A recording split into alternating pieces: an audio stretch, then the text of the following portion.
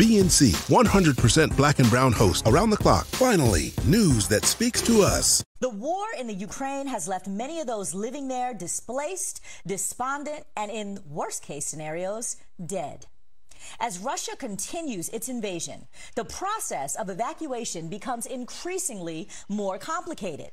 Ukraine's borders grow more congested and chaotic by the day, with lines of people traveling both on foot and by car. They're miles long and take days to get through. The Ukraine government has given evacuation priority to Ukrainian women and children. And that means that thousands of African, Asian, and Middle Eastern immigrants, many of them students, are being stopped at borders and kept from leaving. Black Women for Black Lives is an organization that's working to help get them to safety. The group has raised over $200,000 to rescue black immigrants from the war-torn country.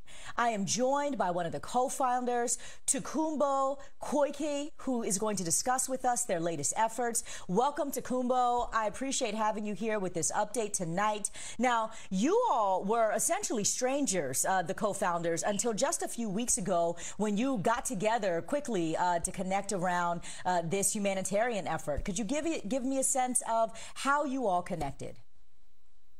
Yes, hi, good evening.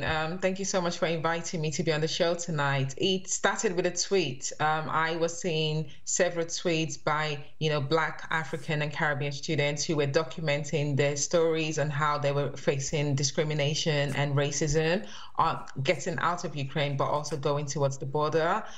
Saturday, February 26, I came across Corinne Sky's tweet, and she was documenting not only her experiences, but she was also signposting for other students how to get to the borders and fundraising for them to be able to get taxis because they were being pushed off the trains. So I tweeted at her and I reached at her in her DMs to offer my services to set up a GoFundMe because I have over 22 years experience of fundraising for the African Caribbean Leukemia Trust. Patricia Daly, my other co-founder, had also separately reached out to Corinne, and the three of us created a WhatsApp group, and that was how it all began. And we continue to see these images here of people, it looks like you said, being pushed off of trains. I know that you've been communicating with students that are stuck in the Ukraine. Could you give us more of a sense of what the issues are that they're facing? So yes, we have, we created the organization Black Women for Black Lives just a few days after connecting, simply because we started to understand that this was going to be an issue that went beyond trying to support people to leave Ukraine by providing immediate funds for them. We came across a group of then over 500 African students who were trapped in a region called Sumy. So we created a change petition. We worked with a coalition of global partners to enable the Russian and Ukrainian armies to have a humanitarian corridor to allow safe passage for the Sumy students under the hashtag Save Sumy Students. This happened last week, Tuesday. Shortly after we achieved that important step, we then discovered a new group of students who are currently trapped in a region called Kherson. Kherson is under Russian occupation, has been since the beginning of this siege on Ukraine. Those students were initially unable to get online because the internet was cut off in that region.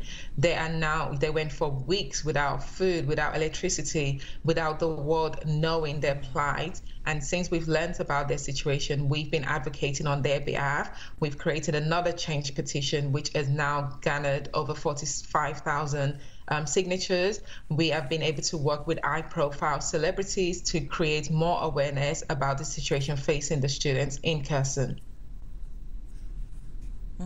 According to The Independent, Ukraine's ambassador to the UK commented on the racism foreigners are facing when speaking to the Home Affairs Select Committee on March 9th. Here's what he said. He said, "Maybe we will put all foreigners in some other place so they won't be visible and there won't be conflict with Ukrainians trying to flee in the same direction." What are your thoughts on that statement? And what do you think that Ukraine should do to help with this issue? I think what has been disappointing but not surprising is that even when a country like Ukraine is under siege by Russia, the one thing that unites Russia, Ukraine, and other Eastern European countries is white supremacy and their hatred for blackness, their inability to see our humanity. And I think the fact that, somebody felt that it was okay to make that type of statement, and also what we have been seeing at the borders, what the students have been reporting to us about how they have had differences, essentially had segregation style ways of entering different countries. Even when the students have then been allowed to transit through the countries that they've entered, they've only been given 15 days to then move on, whereas white European Ukrainians are welcomed with open arms. And, here in the UK, we have people who a few months ago were crying about the refugee crisis, suddenly wanting to open their homes and provide a bedroom open for the white Ukrainians. So, for us, and this is why we started Black Women for Black Lives, because we wanted to be an organization that was for Black people, by Black people. Doing the work.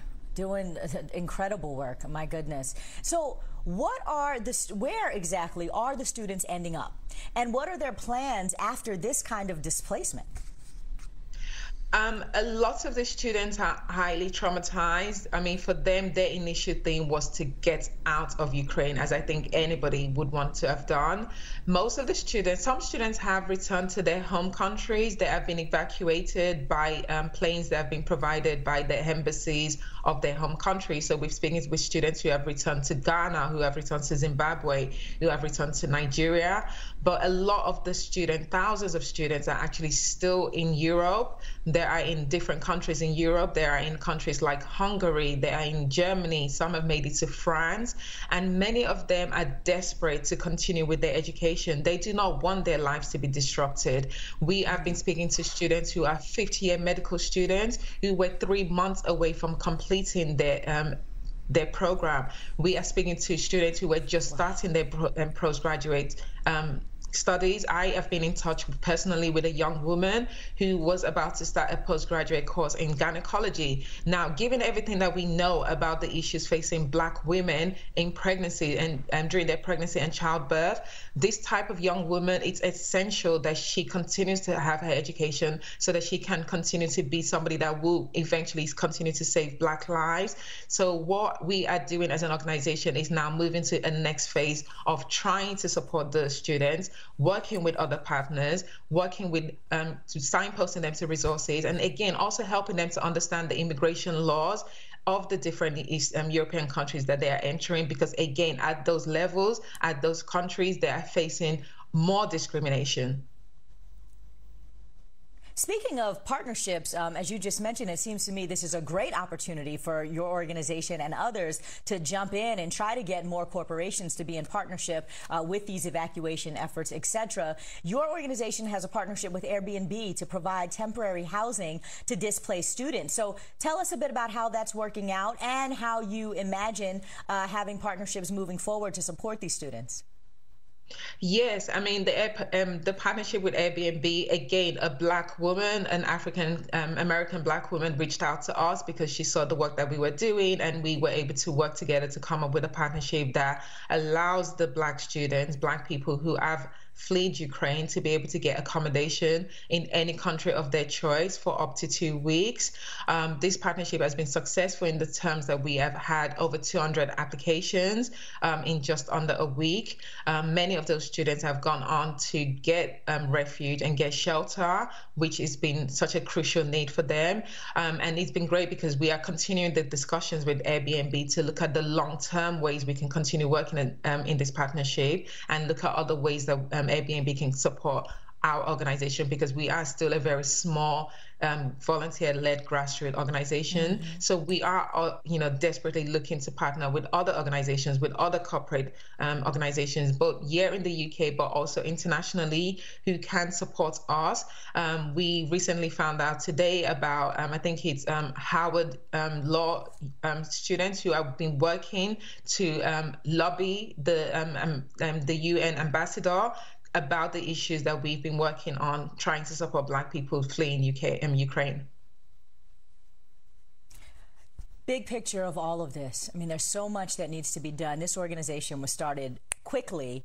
You guys have done some really great work. You already have evacuated a ton of students and have so much more to do. Can you give us a sense, what is your call to action for how other people can help with this effort right now? What can we all be doing? I think the main thing for us is right now we are desperately needing the Ukrainian and the Russian army to create a humanitarian corridor to allow safe passage for the students who are trapped in Kherson.